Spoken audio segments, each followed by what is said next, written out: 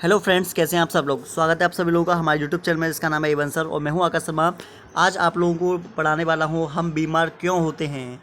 ये कॉन्सेप्ट हम के क्वेश्चंस कराने वाला हूं जिसमें मतलब कि बीमारियों से संबंधित, रोग से संबंधित आप बहुत सारे क्वेश्चंस को देखेंगे जो आपके एग्ज़ाम के लिए काफ़ी इंपॉर्टेंट होंगे। तो बायो का जो हमारा ये पार्ट है, ये चौथा पार्ट है। अगर आप लोगों ने पहले 3 पार्ट नहीं देखे हैं तो उन पार्ट को आप देख सकते हैं और हमारे वीडियो से कुछ इन्फॉर्मेशन ले सकते हैं। ठीक है, तो बिना टाइम वेस्ट करते हुए हम चलते हैं क्वेश्चंस की तरफ, जिसमें सबसे पहला आपको प्रश्न दिखाई दे रहा होगा, निम्न में से कौन सा जीवाणु रोग नहीं है।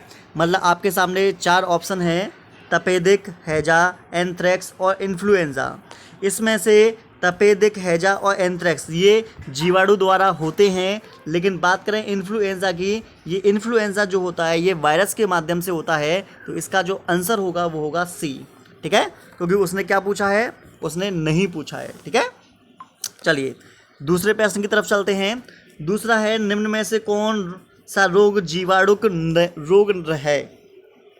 आपको बताना है कि जीवाणु से कौन सा रोग होता है। तो मलेरिया प्रोटोजोआ से होता है, पोलियो वायरस से होता है, फाइलेरिया कृमि से होता है, जबकि टिटनेस जो होता है ये बैक्टीरिया से होता है। तो इसका आंसर जो होगा सही वो होगा डी। ठीक है, नेक्स्ट क्वेश्चन की तरफ चलते हैं हम। एड्स और सिफिलिस कैसे फैलते हैं।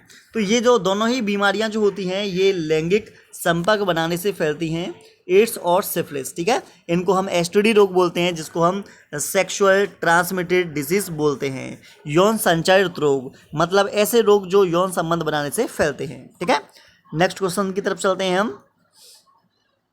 हाँ आइए, हम कह रहे हैं आपसे, हमें अपने वातावरण में मच्छरों के प्रजनन को रोकना चाहिए क्योंकि ये क्या काम करते हैं। जैसा कि आप लोगों को शायद पता होगा कि मच्छर जो होते हैं, मच्छर बहुत सी बीमारियों के रोगवाहक हैं। मतलब अनेक बीमारियां को ये फैलाते हैं, जैसे मच्छर से मलेरिया, डेंगू, चिकनगुनिया, हाथी पांव जैसी बड़ी बड़ी बीमारियां होती हैं। इसलिए हमें वातावरण को स्वच्छ रखना चाहिए जिससे मच्छर ज़्यादा ना हो। ठीक है, तो 4 का होगा ऑप्शन ए। अगला है, टीबी का रोग कारक है। तो देखो, टीबी को हम बोलते हैं ट्यूबरक्लोसिस, और टीबी जैसा कि आपको पता ही होगी, इसको यक्ष्मा रोग भी बोला जाता है। यक्ष्मा रोग, क्षय रोग ये भी बोलते हैं। ठीक है, तो यक्ष्मा रोग किससे होता है, माइकोबैक्टीरियम ट्यूबरक्लोसिस से। ठीक है, स्ट्रेप्टोकोकस से निमोनिया होता है, स्ट्रेप्टोकोकस निमोनी से निमोनिया होता है, साल्मोनेला से टाइफाइड होता है, और ये जो भी माइकोबैक्टीरियम दे रखा है इससे आपकी टीबी होती है। नेक्स्ट क्वेश्चन की तरफ चलते हैं। फील पाँव रोग कैसा रोग है। तो देखो, फील पाँव को हम हाथी पाँव, श्लीपद, फाइलेरिया बीमारी बोलते हैं, और ये जो बीमारी होती है ये दीर्घकालिक रोग होता है। दीर्घकालिक रोग वो होते हैं जो हमारे शरीर में लंबे समय तक बने रहते हैं और हमारे शरीर को बहुत ज़्यादा प्रभावित करते हैं। ठीक, अगला, हमारे शरीर में हर समय कौन मरती और जीती रहती हैं। तो हमारे शरीर में कोशिकाएं होती हैं जो हर समय मरती हैं और जीती रहती हैं, वो कोशिकाएं होती हैं। नेक्स्ट, वायु से फैलने वाले रोग क्या कहलाते हैं। तो ऐसे रोग जो वायु से फैलेंगे, ठीक है, उन्हें हम क्या बोलेंगे। ये तो बहुत आसान है, इसको आप हमें कमेंट सेक्शन में बता सकते हैं। बस इसमें लैंग्वेज का खेल है, सब में वायु डाल दिया इन्होंने। ये आपको जो क्वेश्चन नंबर 8 है, 8 का आपको आंसर हमें कमेंट सेक्शन में बताना है। ठीक है, चलिए नेक्स्ट है, विषाणु से हेपेटाइटिस रोग होता है। यह रोग निम्न में से किस एक के द्वारा संचारित होता है। तो देखिए, ये होता है जल के माध्यम से। किसके माध्यम से, जल के माध्यम से, क्योंकि हेपेटाइटिस में लिवर खराब हो जाता है, और लिवर खराब तब होता है जब हमारे शरीर के अंदर क्या होगा, जब जल पहुंचेगा। जल कैसा, संदूषित जल। ठीक है, नेक्स्ट क्वेश्चन, निम्न में से कौन अमेलित है। अमेलित का मतलब यहाँ पर 4 दे रखे हैं, इसमें कौन मेल नहीं खा रहा। तो लेप्रोसी बैक्टीरिया द्वारा होती है, हाँ ठीक है। एलिफेंटिसाइसिस निमेटोड द्वारा होती है, ठीक है। मलेरिया प्रोटोजोआ द्वारा होता है, ये भी ठीक है। देखो, एड्स जो होता है ये बैक्टीरिया के संक्रमण से नहीं होता। एड्स जो होता है HIV वायरस के माध्यम से होता है। तो वी का मतलब यहाँ पर वायरस से है। तो हमारा ऑप्शन अमेल, अमेल का मतलब कौन मेल नहीं खा रहा, तो ऑप्शन बी मेल नहीं खाएगा। नेक्स्ट क्वेश्चन की तरफ चलते हैं। पीलिया का कारक है, पीलिया का कारक क्या है ये आप लोगों को बताना है। ठीक है ना, तो हेपेटाइटिस बैक्टीरिया होना चाहिए इसका। तो अगला है, टाइफाइड, हैजा, क्षय रोग, एंथ्रेक्स किस कारण फैलते हैं? तो ये सभी वो बीमारियां हैं जो बैक्टीरिया के माध्यम से फैलती हैं। जो बैक्टीरिया के माध्यम से फैलेंगी वो आपके सामने दे रखी हैं, टाइफाइड, हैजा, क्षय रोग वगैरह। ठीक है। अगला, निम्नलिखित में से किसके द्वारा एड्स नहीं फैल सकता? तो एड्स देखो रक्तदान से फैलेगा, लैंगिक संघर्षण से फैलेगा, स्तनपान से फैलेगा, लेकिन अगर कोई व्यक्ति गले मिलता है तो गले मिलने से एड्स बीमारी नहीं होती। ठीक है। चलिए अगला है, अगला प्रश्न देखेंगे हम, त्वचा रोग किन से होते हैं? तो त्वचा रोग होंगे फफूंदियों से। फफूंदी का मतलब कवक से। ठीक है ना, कवक बोल दो या फंगस बोल दो। दांत वगैरह जो होते हैं ना वो इसी से तो होते हैं। चलिए अगला कॉन्सेप्ट का क्वेश्चन है, निम्न में से जन्मजात रोग कौन से हैं? तो ऐसे रोग जो जन्म से उपस्थित होते हैं उन्हीं को हम बोलेंगे जन्मजात रोग। तो ऐसे का ऑप्शन हो जाएगा हमारा ए। अगला है, मुंह के रास्ते प्रवेश करने वाले बैक्टीरिया आहार नाल में जाकर कौन से रोग के कारण बनते हैं? तो इसका वही आंसर आएगा टाइफाइड। टाइफाइड को हम मोतीरा बोलते हैं और इसमें आपको पता होगा कि विडाल टेस्ट कराया जाता है। कौन सा टेस्ट कराते हैं? विडाल टेस्ट कराते हैं। और इसके साथ साथ इसमें आंत्र ज्वर भी इसको बोला जाता है। काफ़ी समय मतलब लगभग 1 हफ्ते से लेकर 2 हफ्ते तक ये बीमारी हमारे बॉडी के अंदर बहुत ज़्यादा परेशान करती है। मोतीरा सुना ही होगा आप लोगों ने। निम्न में से कौन सी बीमारी मच्छर द्वारा नहीं फैलती? तो ऐसी कौन सी बीमारी है? देखो, मलेरिया मादा एनाफिलिस मच्छर से फैलता है। डेंगू बुखार जो होता है ये भी टाइगर मॉस्किटो से फैलता है। मस्तिष्क ज्वर जो है ये भी मच्छर द्वारा फैलता है। लेकिन बात करें निमोनिया जो होता है मच्छर द्वारा नहीं फैलता, ये संक्रमण होता है वायु के संक्रमण के माध्यम से। ठीक है, तो ऑप्शन आएगा बी 17 का। अगर हम बात करें तो एड्स प्राय किसके द्वारा उत्पन्न होता है? तो एड्स जो होता है, देखो जैसा कि मैं आप लोगों को पहले कॉन्सेप्ट सिखा चुका हूँ कि अगर आप लोगों को किसी भी ऑप्शन में या फिर किसी भी क्वेश्चंस में इनमें से सभी ऑप्शन दिखाई दे तो 99.9% में आप लोगों से पूरा श्योर हूँ कि आपका जो आंसर होगा वो वही होगा। जैसा कि इसमें भी आप चेक कर सकते हैं कि एड्स किसके द्वारा फैलता है? मैथुन द्वारा, प्लेसेंटी आधान द्वारा, रक्त आधान द्वारा, और ये सभी। तो आंसर जो आपका होगा वो ये सभी वाला है। ठीक है। चलिए, वेरी मार्शल और रॉबिन वोरेन ने पौष्टिक गुण का उपचार किस विधि से ढूंढ लिया है? तो आपको बताएं, इसका उपचार ढूंढा है प्रतिजैविक के माध्यम से। क्योंकि देखो, पेप्टिक वर्ड एक बीमारी होती है। पेप्टिक वर्ड जो हेलिकोबैक्टर पाइलोरी एक जीवाणु होता है उसके माध्यम से होती है, जो आमाशय में रक्तस्राव का कारण बनती है। और इसके लिए वेरी मार्शल और रॉबिन जो है इनको 2005 में नोबेल पुरस्कार भी दिया गया था। ठीक है। चलिए आगे बढ़ते हैं नेक्स्ट क्वेश्चन की तरफ। निम्न में से कौन सा विषाणु रोग नहीं है?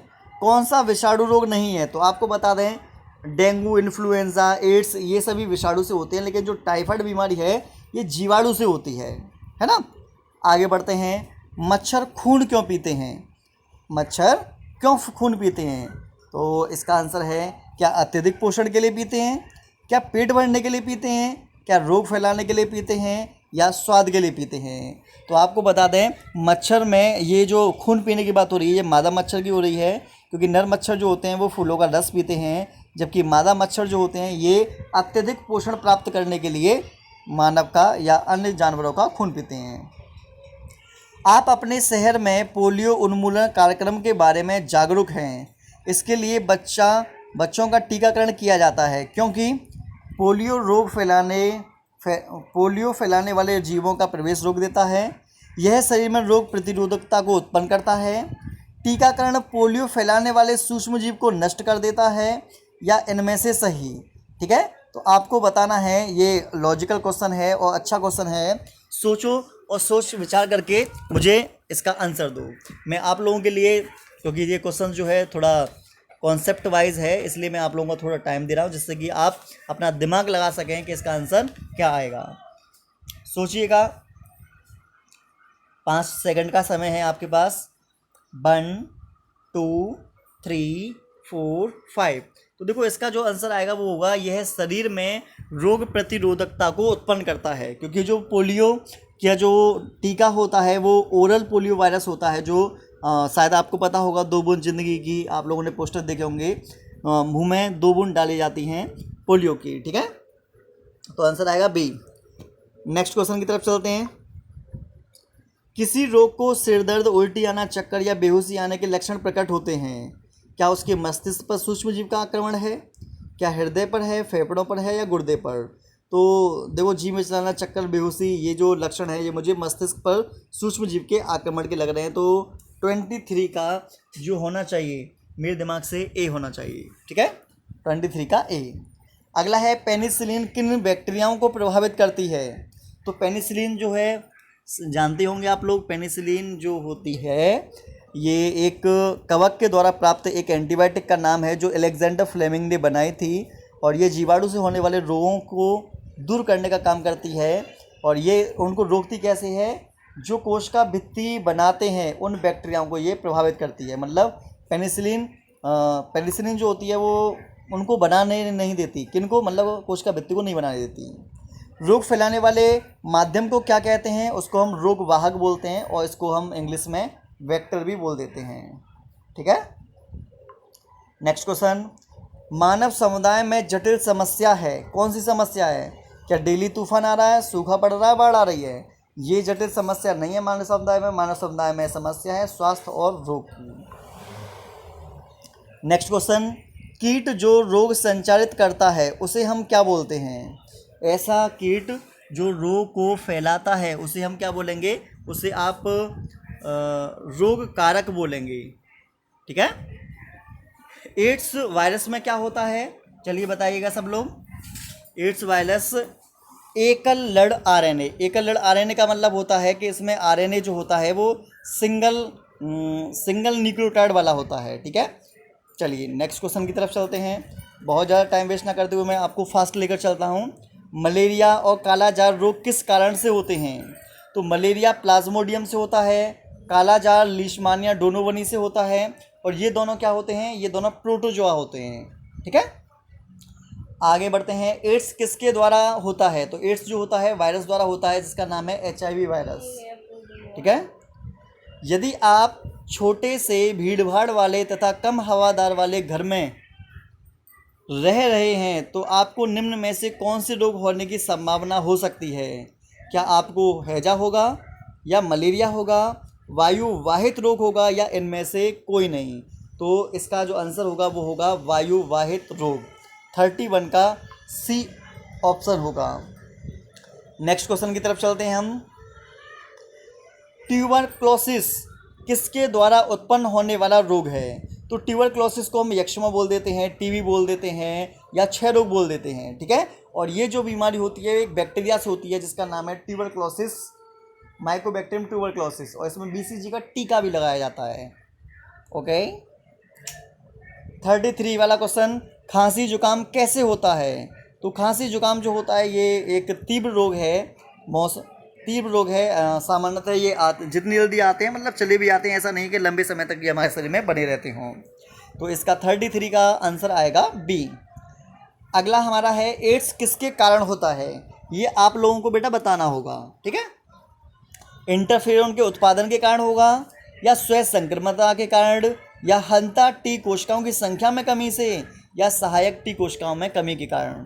तो आपको बता दें ये सहायक टी कोशिकाओं की कमी के कारण होता है, जिससे एड्स के पेशेंट में प्रतिरोधक क्षमता जो होती है, इम्यूनिटी सिस्टम जो होता है वो काफ़ी वीक हो जाता है, जिसके कारण उसमें अनेक बीमारियां हो जाती हैं और उसकी मौत हो जाती है। इसको हम डेथ वारंट भी बोलते हैं। जिसको एड्स बीमारी हो जाती है वो बहुत जल्द ख़त्म भी हो जाते हैं, मतलब उसके अंदर संक्रमण की क्षमता बहुत बढ़ जाती है। शरीर में छाले से बढ़ जाते हैं, शरीर कमज़ोर हो जाता है, उल्टी, दस्त, खांसी, बुखार जैसी चीज़ें होने लगती हैं। और आपको बता दें इसमें एक टेस्ट कराते हैं जिसका नाम है एलिसा टेस्ट। एड्स बीमारी जो होती है संक्रमित व्यक्ति से लैंगिक संबंध बनाने से फैलती है। उसके साथ साथ ये संक्रमित सुई का इस्तेमाल करने से, नशा करने से भी ये बीमारी होती है। संक्रमित रक्तदान से भी होती है। आप इससे कैसे बच सकते हैं? कृपया करके आप किसी संक्रमित महिला से लैंगिक संबंध ना बनाएं। कृपया करके आप हर बार नई सुई का इस्तेमाल करें, हर बार नए रेजर का इस्तेमाल करें, हर अनजान व्यक्ति के साथ सेक्स ना करें। और इसके साथ आप बोल सकते हैं कि जब भी किसी को ब्लड दें तो ब्लड चढ़ाने से पहले उसको आप एक बार टेस्ट ज़रूर करवा लें। ठीक है, तो ये छोटी छोटी बातें हैं जो आपको पता होनी चाहिए, क्योंकि यही छोटी बातें आपकी जान भी बचा सकती हैं। आइए नेक्स्ट चलते हैं, रोग के पैथोजन हैं तो वायरस, बैक्टीरिया, प्रोटोजोआ। और मैंने तुम्हें कितनी बार समझाया है कि जब भी आपको ऑप्शन डी में ये सभी दिखाई दे जाए तो आपका आंसर बेटा वही होगा, ठीक है ना। चलिए आगे बढ़ते हैं। खांसी, जुकाम, डेंगू, एड्स किन से संक्रमित होते हैं? तो ये सभी संक्रमण होते हैं वायरस से। कैसे संक्रमित होंगे? वायरस से संक्रमित होंगे। नेक्स्ट, जापानी बुखार किस अंग को प्रभावित करता है? तो जापानी बुखार जो होता है ये मस्तिष्क को सबसे ज़्यादा प्रभावित करेगा। 38, किसके द्वारा टीबी का उपचार किया जाता है? तो टीबी के उपचार के लिए हम किन गोली का इस्तेमाल करते हैं, उस गोली का नाम आपको बताना है। और गोली नहीं, ये इंजेक्शन आते हैं। जहाँ सामान्यतः तुमने सुना होगा वो लंबी दवाई चलती है। ये जो टीबी होती है, टीबी में फेफड़े संक्रमित हो जाते हैं, वायु के संक्रमण से ये बीमारी होती है। और तुमने देखा होगा कि खांसते खांसते किसी किसी के बलगम भी आ जाता है, ठीक है। तो स्ट्रेप्टोमाइसिन एक इंजेक्शन आता है जो पेशेंट के लगाया जाता है, ये आपको दवा का नाम पता होना चाहिए। नेक्स्ट 39, निम्नलिखित में से कौन सा रोग प्रोटोजोआ प्राणियों द्वारा होता है? अगर प्रोटोजोआ की बात करें तो ये मलेरिया है जो प्रोटोजोआ के माध्यम से होगा। और मलेरिया मादा एनाफिलिस मच्छर के माध्यम से फैलता है। तो आपको मच्छरों से बचना होगा क्योंकि ये मच्छर हर साल 10 लाख से ज़्यादा लोगों को मारने का काम करते हैं। तो आपको मच्छरों से बचेंगे तो हाथी पाँव जैसी बीमारियां, डेंगू, चिकनगुनिया और मलेरिया जैसी बीमारियों से आप बच सकते हैं। चलिए नेक्स्ट क्वेश्चन की तरफ बढ़ते हैं। लक्षण किसी रोग के बारे में क्या देते हैं? सोच समझ कर बताओ जल्दी से। तो लक्षण देते हैं सुनिश्चित संकेत, मतलब हमारे शरीर में संकेत आते हैं। जैसे मान लो खुजली हो गई तो त्वचा में कुछ संकेत आएंगे। मान लो किसी को दस्त हो गई तो वो बार बार फ्रेश होने के लिए जाएगा, तो ये संकेत है कि आपका पेट खराब हो चुका है। अगर आपको खांसी बार बार आ रही है तो इसका मतलब आपके फेफड़ों में कोई दिक्कत है। आपकी मान लो नाक से गंगा जमुना बह रही है, इसका मतलब आपको जुकाम हो गया है। मतलब ये सब लक्षण होते हैं, ठीक है। आइए 40 का होगा सी। और 41, निम्न में से कौन सा रोग संक्रामक रोग नहीं है? संक्रामक रोग नहीं है तो ये इसमें आंसर आएगा ल्यूकीमिया। तो ल्यूकीमिया जो होता है इसको ब्लड कैंसर बोलते हैं। जब हमारे शरीर के अंदर WBC की संख्या बढ़ जाती है, 20,000 से ज़्यादा WBC जब हो जाती है तो उसे हम ब्लड कैंसर बोलते हैं। और ब्लड कैंसर कोई संक्रामक रोग नहीं होता, ठीक है। नेक्स्ट क्वेश्चन की तरफ चलते हैं। निम्नलिखित में से कौन सा व्यक्ति के स्वास्थ्य पर दीर्घकालिक प्रभाव डालता है? तो दीर्घ प्रभावित डालता है कौन सा डालेगा बताइए? चिकन पॉक्स, तनाव, खांसी, जुकाम या तंबाकू चबाना? तो इसमें आंसर आएगा तंबाकू चबाना। आइए नेक्स्ट क्वेश्चन की तरफ चलते हैं। ज्वर को बेटा हम क्या बोलते हैं? बुखार बोल देते हैं। सरसाम, मंदन, कब्ज, उदरीय दर्द और गुलाबी रंग के ददोरा किस रोग को सूचित करता है? तो आपको पता होगा कि जब किसी व्यक्ति को टाइफाइड हो जाता है तो कहते हैं छाती पर गुलाबी रंग के दाने से निकल आए हैं, जिसको हम बोलते हैं मोती जरा। सामान्य भाषा में टाइफाइड को क्या बोलते हैं? मोती जरा बोलते हैं। इसमें आंत खराब हो जाती हैं, इसलिए इसको आंत्र ज्वर भी बोला जाता है। और ये टाइफाइड जो होता है साल्मोनेला टाइफी जीवाणु के माध्यम से होता है। संक्रमित जल या दूषित जल या भोजन के माध्यम से ये बीमारी फैलने का काम करती है। यकृत में जाकर बैक्टीरिया रोग कौन सा रोग फैलाते हैं? तो देखो लिवर में जाकर जो बैक्टीरिया जाते हैं वो एक बीमारी फैलाते हैं जिसको हम बोलते हैं पीलिया। पीलिया को हम जॉन्टिस बोलते हैं। और जॉइंट पीलिया में तुमने देखा होगा शरीर की जो त्वचा है, आँखें हैं, नाखून है, ये पीले पड़ जाते हैं। क्योंकि लिवर जो होता है जब ठीक से काम नहीं करता तो हमारे बॉडी के अंदर जो क्लोरोवर्णक होते हैं उनको फैला देता है, जिस कारण हमारी सभी चीज़ें ये लाल नहीं बेटे पीली दिखाई देती हैं। आइए नेक्स्ट क्वेश्चन की तरफ चलते हैं। प्रति विषाणुक औषधियाँ बनाना प्रति जीवाणु के बनने की अपेक्षा अधिक कठिन है। क्यों कठिन होती हैं? इसके पीछे का हम कारण जानते हैं। विषाणु में अपनी जैविक रासायनिक प्रणाली बहुत कम होती है। विषाणु के चारों ओर प्रोटीन से बना कवच होता है। विषाणु परपोषी के मशीनरियों का उपयोग करते हैं। और विषाणु सजीव और निर्जीव के बीच की संयोजक कड़ी हैं। तो बताइए इसमें क्या आएगा? आपको बता दें कि जो विषाणु होते हैं, विषाणु अपनी जैव रासायनिक प्रणाली का इस्तेमाल बहुत कम करते हैं, ठीक है, क्योंकि उनके अंदर बहुत सारे ज़्यादा एंजाइम वगैरह नहीं होते। तो इसका जो आंसर होगा वो ए होगा। अच्छा प्रश्न दिया है ये वाला। और आप एक बात ध्यान रखिएगा, अभी ये हाल फिलहाल में कोरोना वायरस चला था, इसकी दवा को बनाने में इसीलिए टाइम लगा क्योंकि ये अपने वेरिएंट को काफ़ी चेंज कर लेते हैं। अगला है 46, इनमें से कौन सी वायरल बीमारी नहीं है? तो ऐसी बीमारी जो वायरस से नहीं होगी वो कौन सी है? डेंगू, एड्स, इन्फ्लुएंजा या टाइफाइड? तो इसका आंसर होगा बाबू इसका आंसर होगा टाइफाइड। सॉरी, थोड़ा मुंह से निकल गया। आइए अगला है, वेक्टर की सही परिभाषा कौन सी है? तो वेक्टर की सही परिभाषा कौन सी होगी? संक्रमित व्यक्ति वह जीव जो संक्रामक कारकों को एक रोगग्रस्त व्यक्ति से दूसरे स्वस्थ व्यक्ति तक ले जाता है। रोगग्रस्त पादप सूक्ष्म जीव जो बहुत से रोगों को फैलाते हैं। तो 47 का बताइए क्या आंसर आएगा? ये रहेगा ए वाला, सॉरी बी वाला। वह जीव जो एक व्यक्ति से दूसरे व्यक्ति में रोग फैलाने का काम करता है, उसी को हम वेक्टर बोल देते हैं। अगला है, बीसीजी का प्रयोग किसके निरोधन के लिए किया जाता है? निरोधन का मतलब किन बीमारी को ठीक करने के लिए किया जाता है? तो उसको बोलते हैं हम ट्यूबरक्लोसिस। ट्यूबरक्लोसिस को क्षय रोग या टीबी बोलते हैं। टीबी बीमारी को दूर करने के लिए बीसीजी का इस्तेमाल किया जाता है। 49, निम्न में से कौन सा व्यक्ति के स्वास्थ्य के लिए प्रमुख नहीं है? तो देखो, जब भी आप प्रश्न को पढ़ें तो इस बात पर विशेष ध्यान देना कि नहीं आपको कहीं ना कहीं दिखाई देगा, तो उस नहीं पर आप फोकस जरूर करना, पूरे प्रश्न को ही पढ़ना, ठीक है। अच्छी आर्थिक स्थिति, एक बड़े और सुसज्जित भवन में रहना, एक स्वच्छ स्थान में रहना, सामाजिक समानता व मेल जोल की भावना रखना।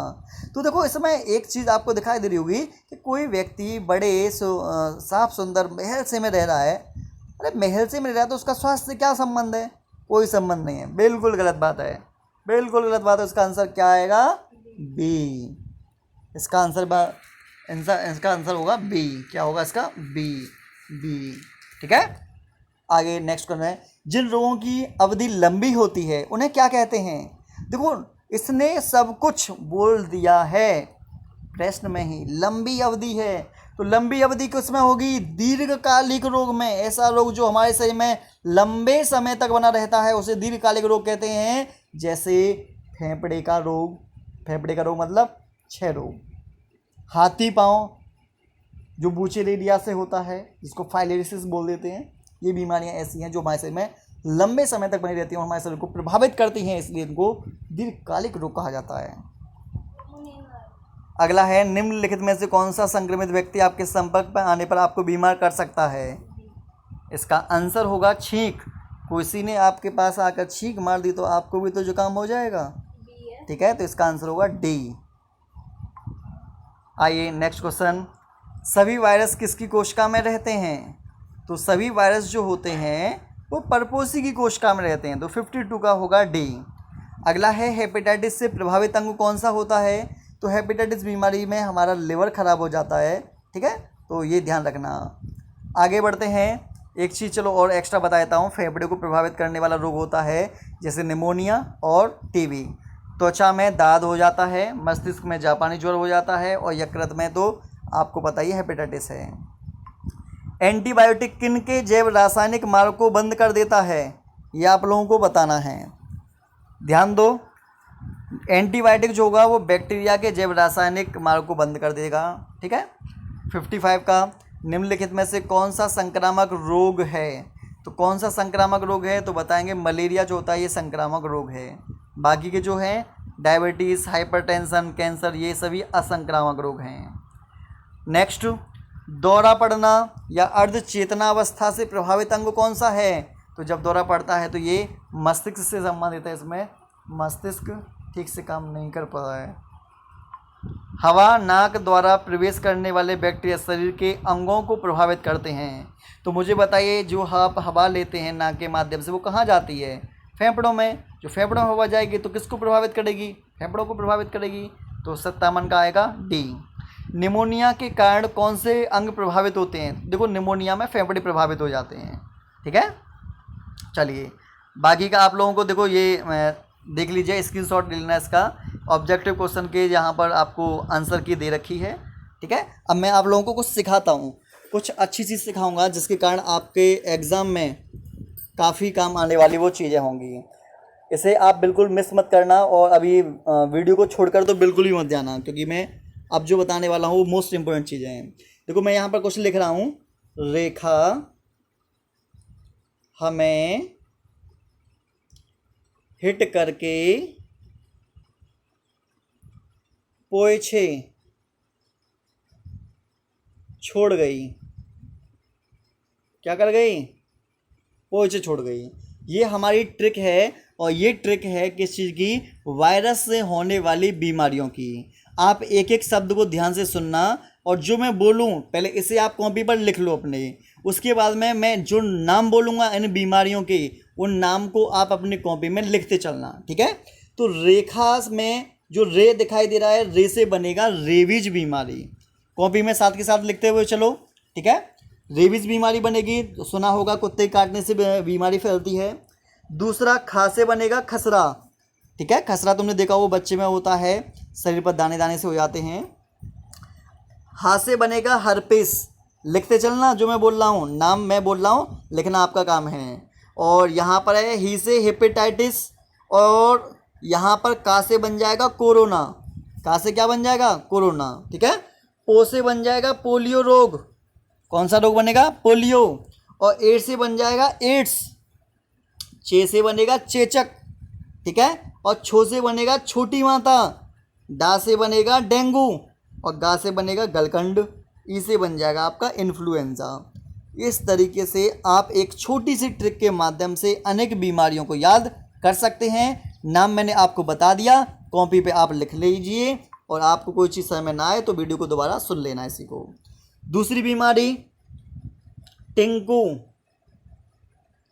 सीढ़ी में बनी है पटाखा। क्या याद करना है आपको, टिंकू सीढ़ी में बनी है पटाखा।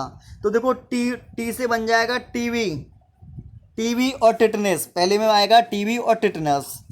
कू से बनेगा कुष्ठ रोग, ठीक है। सी से बनेगा सिफिलिस रोग। शब्द मैं बोलता चल रहा हूँ, लिखना आपका काम है। जैसे मैंने ट्रिक लिखी है सामने लिख लो, जो जो नाम मैं बोलता जा रहा हूँ उसके सामने लिखते चलो। डी से बनाएंगे डिप्थीरिया, क्या बनाओगे, डिप्थीरिया। और ना से बनाएंगे निमोनिया।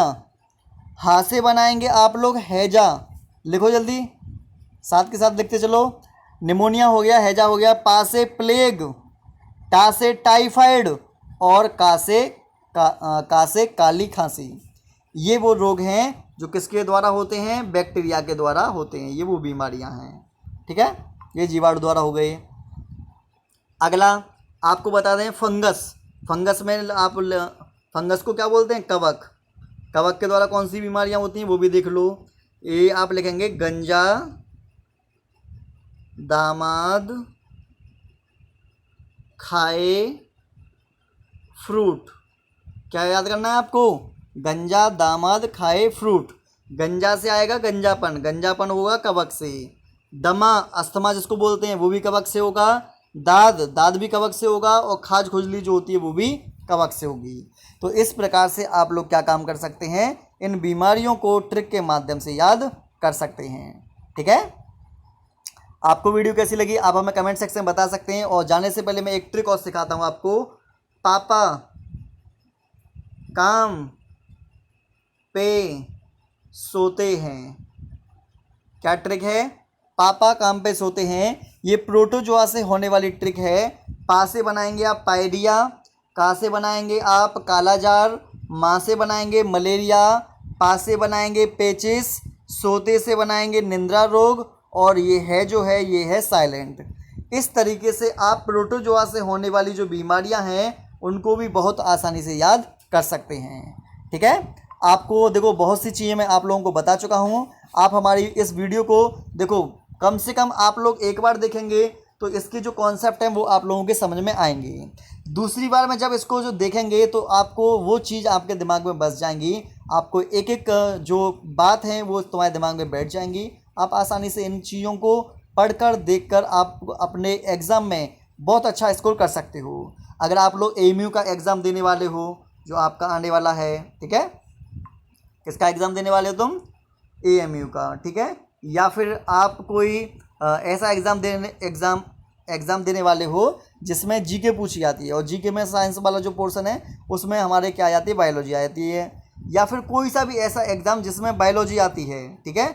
यहाँ तक कि मैं कह रहा हूँ कि ये नीट तक काम देगी आपको। नीट के जो बेसिक हैं वो यहीं से बनते हैं, आपको हर जगह काम देगी। और आपको वीडियो कैसी लगी आप हमें कमेंट सेक्शन में बता सकते हैं। ऐसी इंटरेस्टिंग वीडियो देखने के लिए हमारे चैनल को सब्सक्राइब करना बिल्कुल मत भूलना। मिलते हैं नेक्स्ट वीडियो में। Tata bye bye see you and जय अरस्तु।